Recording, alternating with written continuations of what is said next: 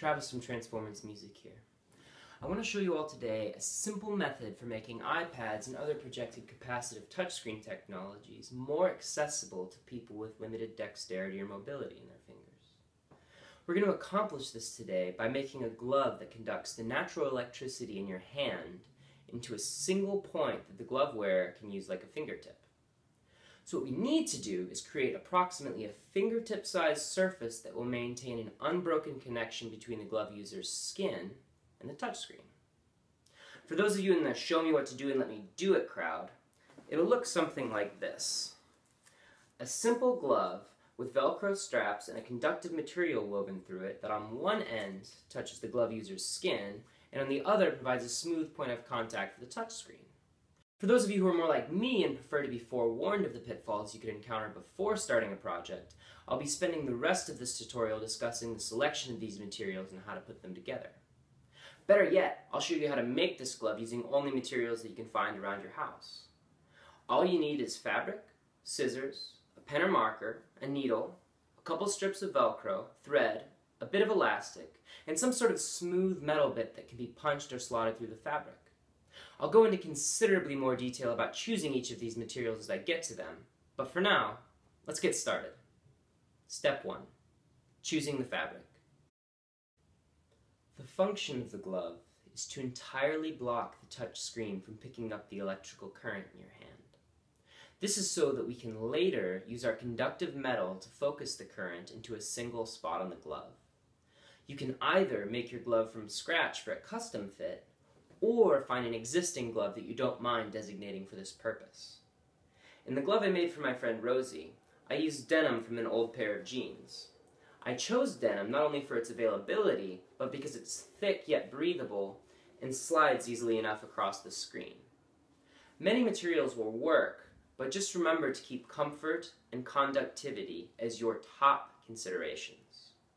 Choosing a material that is itchy or hot may not only be uncomfortable for the glove user, but could cause them to sweat through the material, creating unwanted conductivity. Whatever material you use, it is crucial that you test it against the surface of your touchscreen. Load up an app such as ThumbJam that responds to touch with sound. Take your chosen material, fold it in half to double it up, and try to operate the touchscreen from behind the 2 layers of fabric. If the device does not sense your motions, then it is a suitable choice for your material. If you plan on using an existing glove, just try it on and attempt to operate the touchscreen. If it does not respond to your hand, then you know you have a glove that works. Step 2. Cutting the template. Once you have your material, you need to come up with a template for a glove that will completely and securely enclose the hand in a way that does not leave excess material that can get in the way of movement or obstruct the user's view of the touchscreen. I've provided a copy of the template I used to make Rosie's glove. You can find it on our website at www.transformancemusic.org/touchscreen-glove. Keep in mind that everyone's hands are different and that one size or design almost will certainly not fit everybody. Personally, I have found that gloves modeled after wrist braces, like a glove I made for Rosie, are quite good at accommodating a wide variety of hand shapes. Still, it's likely that you may need to adapt your glove for whoever's hand you're trying to fit.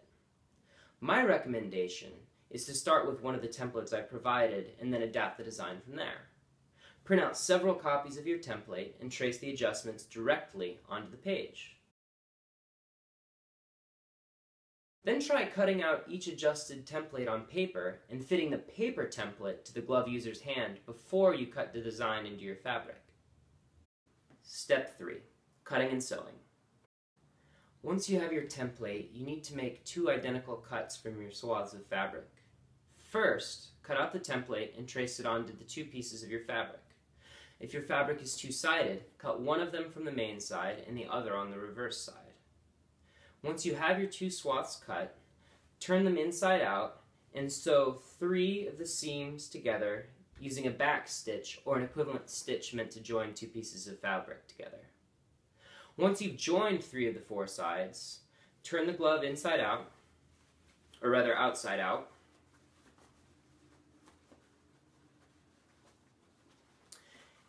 and finish the stitching by closing the fourth edge. As a final touch, add 4 to 6 inch strips of Velcro here, here, here, and here, and 1 long piece of the opposing side of Velcro on the reverse side using the same back stitch. If you didn't catch all of that, don't worry. I've included markers for where the Velcro ought to be on the templates. So now it's time to get to work. Pick out your favorite record, or perhaps one that you've never heard before, and get sewing. And we'll see you back when you're done. Step 4. Choosing your conductor. Now that you've found or finished making your glove, we need to outfit it with a conductive material. There are a wide range of objects that will work as conductors, but here are the main factors to keep in mind.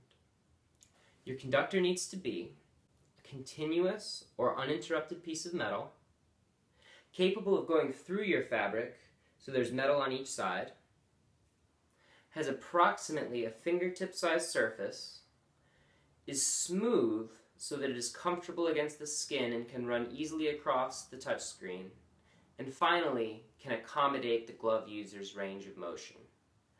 This last requirement for your conductor is the trickiest and requires careful observation of the glove user's range of motion. My suggestion is to watch how their point of contact changes as they drag their hand from one side of the screen to the other. In order for the glove to work, the conductive material needs to maintain constant contact with the screen. If at any point the angle of the hand changes and the conductor is lifted from the screen, the connection between the glove user and the tablet will be broken. The dome-shaped metal measuring spoon I used for Rosie's glove has the advantage of accommodating changes in her hand position as she navigates across the length of the tablet. As Rosie moves her hand from right to left, her wrist is unable to create the necessary bend that keeps a flat conductor against the touchscreen. By using a dome-shaped conductor, the bend in her wrist is compensated for, all the while maintaining contact with the tablet by pivoting the spoon from center to side. Although a dome-shaped conductor is far and away the most accommodating shape that I've come across, a flat conductor, such as a button, may be more comfortable if the glove user has enough wrist motion to keep it engaged with the touchscreen. Communicate with the glove user, explore your options, and make the choice that is right for the glove user. But whatever you do, make sure to test your conductor before anything else. No matter how ergonomic the material you choose is, if it doesn't operate your tablet, then it can't be used. In order to test your conductor, I would recommend using it as you would a stylus for your tablet. If it operates the tablet with the same ease as if you're using your finger, then you know the conductor that you've chosen is a good one. Step 5. Locating the preferred point of contact. To figure out the optimal placement for the conductor, it is best to take your information straight from the source. Before you sew the conductor in, ask the glove user if they put on the glove and demonstrate how they'd like to use their tablet. Once the glove is on, pay attention to where on the hand they prefer to operate the tablet and mark it with a pen or marker. To put the glove on, first close the bottom 2 wrist straps. The fit should be snug enough to prevent the glove from moving around, but it shouldn't be so tight that it's uncomfortable either. Next, fold the finger flap down so the fingers are comfortably inside. Then take the final strap and cinch it down. The hand should be comfortably tucked inside and unable to come into direct contact with the screen. Once the glove is on, locate the glove user's preferred point of contact with the touchscreen. Rosie prefers to use the first knuckle of her left hand to operate her tablet, so I simply found that spot in the glove and marked it. Step 6. Fitting the conductor. Now that we've marked the optimal location for the conductor, it's time to cut or punch it through both ends of our material and sew it up. Center the conductor over the marked spot and punch or cut a slit through both layers of material.